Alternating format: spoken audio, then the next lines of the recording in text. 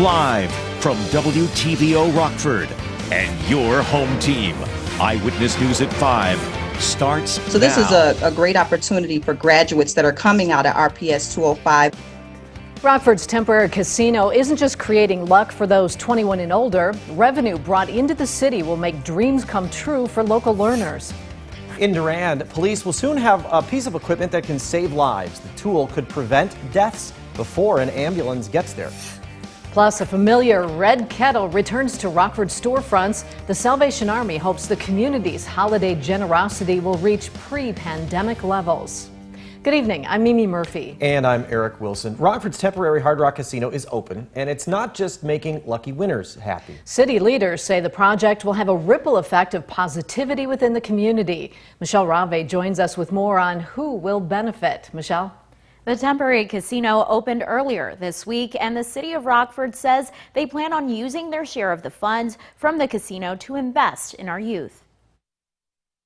So we are projecting about $1.5 to $2 million of revenue annually from the temporary casino. The slots are turned on at Rockford Casino, a Hard Rock opening act, and the city of Rockford is planning out how to use the funds they get from the casino. We have allocated $1.5 million to go to Rockford Promise. Dr. Tasha Davis with Rockford Promise says this money will allow even more RPS 205 students the opportunity to further their education at NIU. It's just really opening doors of opportunity for the city of Rockford, for the businesses of Rockford, and for the community as a whole. When you invest in your young people, that's a great source of offering equity for everyone involved. And the program has proven to be successful. So we have increased the number of kids from Rockford Public Schools going to NIU by 380%. Of those kids that have taken advantage of the Rockford Promise program thus far, 59% of them are minority students and 79% of them are first-generation college-going students. Rockford Promise's goal is to continue supporting scholars in their studies and help them achieve their dream careers without financial barriers holding them back. And so we hope to continue that retention rate with our NIU scholars, because that's one barrier to cross the financial issues of underserved students. The other is to retain them and get them across the graduation stage. And as we mentioned, Rockford Promise offers other scholarships as well. They encourage RPS students to check them out. We'll have more information on those on mystateline.com. Mimi? All right, thanks, Michelle. The latest crime stats for Rockford are released. Violent crime from January through October is up 3% compared to the same time last year. Violent crime that is domestic related is up 9.7%. Mayor Tom McNamara says nearly half of all violent crime in the city is related to domestic violence. He says the majority of people committing gun crimes on the streets grew up in violent households. McNamara is calling for a community-wide push from the city, school district, park district, and other organizations to focus on young people to stop the cycle of violence. And that unmitigated trauma isn't just playing out in our streets, it's playing out in our classrooms, it's playing out in our school hallways. We have to really address youth trauma. There were some positives in the latest crime report. Rockford Police took nearly 400 guns off the streets. Police in Durand will get more life-saving technology. It's an automated external defibrillator, or AED. This new unit will be placed in a squad car and be used by officers when responding to medical emergencies before EMTs arrive. The village received a $2,000 check today from Monroe Clinic to pay for the tool. The healthcare provider says the device will keep the community safer. I actually like the fact that it's with the police and the fact that they're the first ones who are responding to many events. And so they're the first ones who have a chance to save someone's life. So by having them in the police cars, by being able to have them in the town hall, make a huge difference. Durand Police applied for the sponsorship earlier this year. Stateline hospitals are graded on their safety measures. Patient watchdog, the Leapfrog Group, looked into how hospitals protect patients from injuries, infections, and errors. Beloit Memorial and Northwestern Medicine Kishwaukee hospitals received A grades. OSF St. Anthony got a B. Rockford's UW Swedish American and Mercy Health Rockton both received C's. Javon Bay Hospital Riverside was not ranked. Over 2,600 hospitals across the country were included in the study. One of the most common types of cancer in the U.S. is also one of the more overlooked illnesses. November is Stomach Cancer Awareness Month. According to OSF Healthcare, there are about 26,000 stomach cancer diagnoses and 11,000 deaths every year. Symptoms include feeling bloated after eating, heartburn, and unintended weight loss. But there are some ways to prevent stomach cancer. Unfortunately, we don't have what we call screening like we do in colon cancer and breast cancer, but we can do certain things such as a healthy lifestyle, diet modification, exercise, avoidance of a sedentary lifestyle. So these are different things that we can do at least to help prevent this from happening. Well, despite the number of stomach cancer deaths reported every year, doctors say the incidence rate has dropped 1.5% over the last decade. A special guest from the North Pole is set to make his annual visit to the Stateline. Santa Claus returns to Cherryvale Mall. The big guy arrives at 5 p.m. next Friday, but he'll stick around for a few weeks. Little ones can meet St. Nick in the center court of the mall. Online reservations are encouraged but not required. Families, Santa, and his helpers will have to follow CDC guidelines. Santa's not the only one back in business. Bell ringers are also returning to work. The Salvation Army's Red Kettle kickoff just started up. It's at Hobby Lobby on East State Street in Rockford. That's where we find Dylan Saraki tonight. Dylan, organizers hope to bring in more money than last year. Yeah, Eric and Mimi, I'm sure you can hear the Rockford Temple Band here at the kickoff at the Hobby Lobby on East State. Volunteers with the Salvation Army have already started collecting donations with their red kettles for people walking by. Now, County Coordinator Major Monty Wandling tells me the organization generally does about 70% of its fundraising during the holiday season. All the money raised stays here in the community. It helps pay for things like food pantries, after-school programs, and assistance for the homeless. It's fun to see little kids come up and parents teach their kids to start to give. So usually, it's some little change, but it's fun. It's a great way that we can teach our young people too how to give and how to share. And people have been generous in your experience in the past. Absolutely. I'm always amazed. I never lose faith in the good Lord in that He's going to help us provide. And He always seems to provide through our wonderful community. Major Wandling says the campaign is especially important this year with families still struggling due to COVID. Coming up tonight at 6, I'll tell you about the organization's fundraising goal for this year, as well as all the other ways you can donate. But for now, reporting live in Rockford for your home team, I'm Dylan Saraki. Certainly sounds like Christmas out there. Sure does. Very festive. Dylan, thanks, Dylan. Many people think combating climate change falls on lawmakers' shoulders, but there are some changes individuals can make to help the cause. Hundreds of people walked away from a Rockford lecture with some green ideas. Nikel Delgado joins us with more on how advocates say everyone can play a part. Nikel? This morning, some high school students got a front row seat and seen how they can step up to help the environment. Everyone thinks at least once that they're just one person, that they can't really affect the greater cause.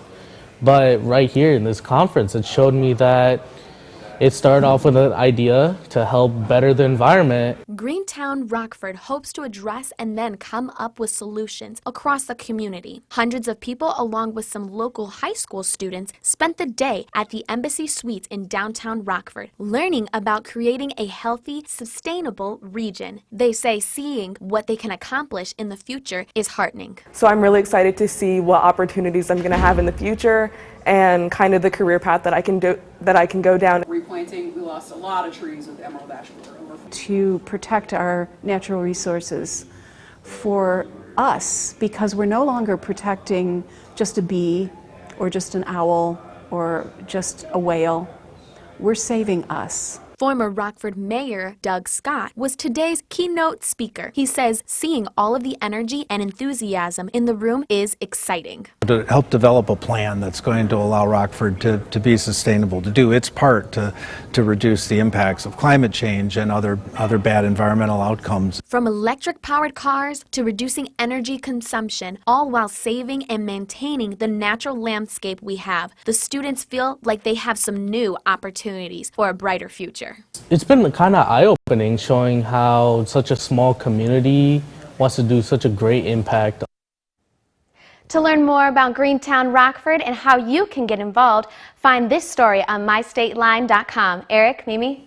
All right, thanks, Nicole. Now, your first warned weather forecast from meteorologist Jordan Wolf. We had a number of snow showers move through our area earlier today, including a couple of them that were heavier in nature. So a couple of these that moved through Rockford earlier today maybe dropped visibility a little bit, and these are associated with the back end of this low pressure system that brought us all this cooler temperature yesterday. We see the counterclockwise spin here of that low pressure system. Earlier, we couldn't see, instead of dark, it was actually very white because of how much snowfall was here on the Mercy Health SkyTrack cam. This was Rockford earlier with that snow squall that moved through. Along with the snow showers, it's also been a little breezy today too, so what snow did fall was a little blowing a little bit with that as well.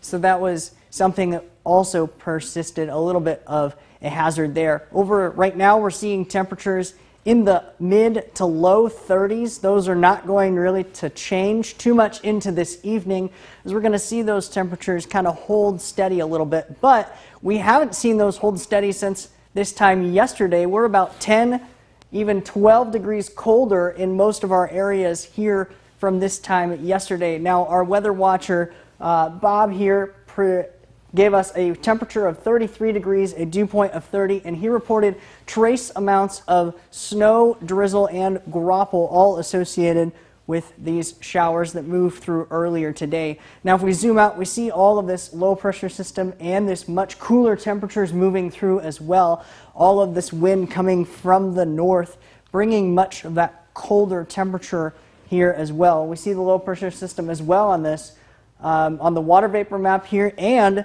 I'll make note here of our next system that begins to roll through as we head on into the weekend. But first, let's check out our temperatures as we head into the night. We'll see those drop into the 30s overnight tonight, those lower 30s. Tomorrow, they don't really get very high. They only get maybe to 40, if not even a little bit lower than that. But we'll see those drop once again into the 30s. They kind of hover between the low 30s and the upper 30s through the rest of these couple of days here. And this is all because of this jet stream here, this very big dip here in this jet stream that caused all of this low pressure system to kind of ride along that jet stream on that colder temperature as well, bringing that into this area. And as we head on to the rest of this, we can see on Sunday as it begins to shift again, another dip, and we'll see that system ride right along that jet stream, bringing us potentially some more snow showers as we head into the weekend. And let's time those out here. We see a couple snow showers still hanging around into this evening. I think most of those will be out of here by 9, maybe 10 o'clock in the evening. And then we see our next system begin to roll in Saturday evening. That's tomorrow evening into the day Sunday, potentially bringing us some more snow showers with that as well on the back end of that low pressure system once again. Now we see that, we'll take another look here, we see that kind of push right through, bringing us a little bit more snow showers as we head into the weekend. Now tonight we'll see temperatures drop down into the lower 30s. We'll see a lingering snow shower or two as we head on into the evening. Again, those will be out by 9 or 10.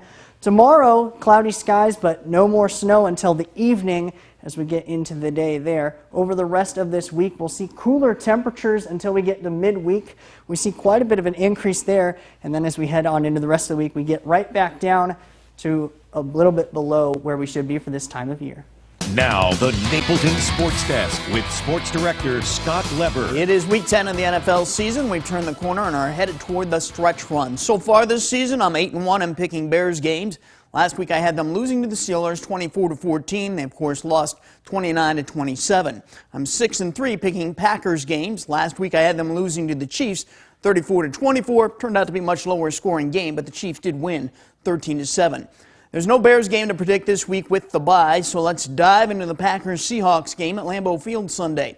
The big question will be answered tomorrow when Aaron Rodgers is eligible to come off the COVID list. All signs point to that happening and to Rodgers starting Sunday. He's been involved with the team meetings all week virtually. I hardly think 1 week off and a week without practice will affect Rodgers. He could roll out of bed in the middle of March and May and play great. The Packers defense keeps stepping up despite missing the Smith brothers, but the offense still hasn't clicked yet. That's where the Packers need to get going. And Mason Crosby's a concern. He's missed 6 of his last 10 field goal attempts. so keep your eye on Crosby if it's a close game. And the Seahawks are getting Russell Wilson back. He missed 3 games with a finger injury. Wilson says he's not 100%, but he's close. The stats for these two teams are almost identical on both sides of the football, yet the Packers are 7-2 and the Seahawks are only 3-5. The Seahawks better than that record indicates with Wilson back. The Seahawks, get this, have not won a game in Green Bay since 1999. They've lost 9 straight games there. I see that streak continuing, and the Packers winning this game 27-20. On the NIU football team is Husky fans giddy with excitement. Can the basketball Huskies do the same?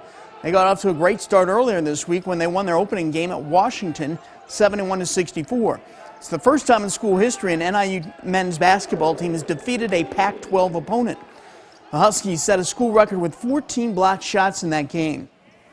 New head coach Rashawn Burno was a defensive-minded player when he was at DePaul. If he can get the Huskies to play that type of intensity on defense, it could be a very good season for them. We'll know more after tonight. They are taking on the Hoosiers at Indiana. And this is not a powerhouse Indiana team. The Hoosiers barely won their opener against another MAC team, Eastern Michigan. So the Huskies could come away with a win. NIU hasn't played Indiana men's basketball since 1972. That was the night the Huskies upset Bobby Knight's crew 85-71 at the Chick Evans Fieldhouse. If the Huskies win tonight, it won't be as big of a win as that one was, but it could show that Rashawn Burno has the right touch to make NIU basketball worth watching again. That's my take. We'll be right back. Well, the snow showers are finally starting to push out of our area for the most part. This is our First Warn Interactive Radar brought to us by Rockford Auto Glass.